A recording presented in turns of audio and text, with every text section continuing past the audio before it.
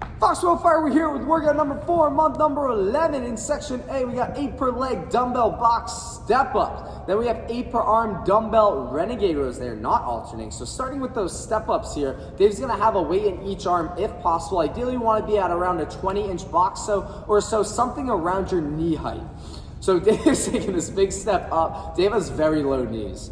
And he's gonna make sure that front leg locks out all the way before the other leg steps on top of the box. So what we don't wanna do is have both knees bent and stand up on the box together like a squat, like that. We do not want that to happen. We want that one leg doing all the work. Another thing to keep in mind is we don't want to excessively lean forward. We don't want our front knee caving in towards the middle, and we don't want our back leg sweeping over to the other side.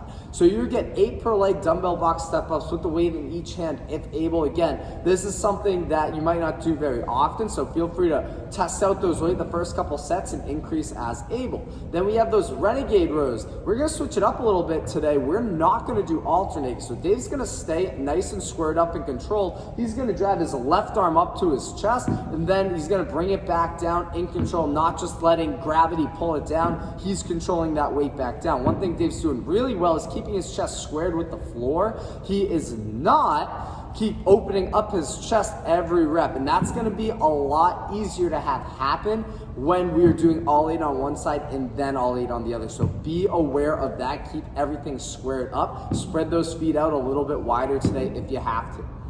Then we have section B.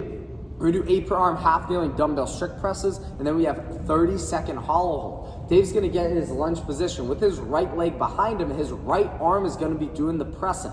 He is gonna have that dumbbell up on his shoulder. He's gonna drive that dumbbell straight up to the sky, locking out his wrist over his elbow, over his shoulder, keeping his ribs locked down the whole time. He doesn't wanna arch to get into that position. We gotta make sure we are keeping a nice stable core. Oh, that was really good. Really good. So you would get 8 on one arm, then you would switch your legs and your hands, and you would do 8 on the other. Then you're alternating with the 30-second hollow hold. We did this in the first workout where we were doing hollow rocks, but we'll go through this quickly. Any option you pick, shoulder blades should be off the ground, lower back should be glued on the floor. First one, both knees tucked, both hands down. Second one can be throw those hands up in the air. Then we can do one leg out, both hands down, or we can throw those hands up in the air. We can do both legs out, both hands down, and throw those hands up in the air. Again, any option you choose should be 30 seconds straight through. You shouldn't have to break or change up the variation within that 30 seconds.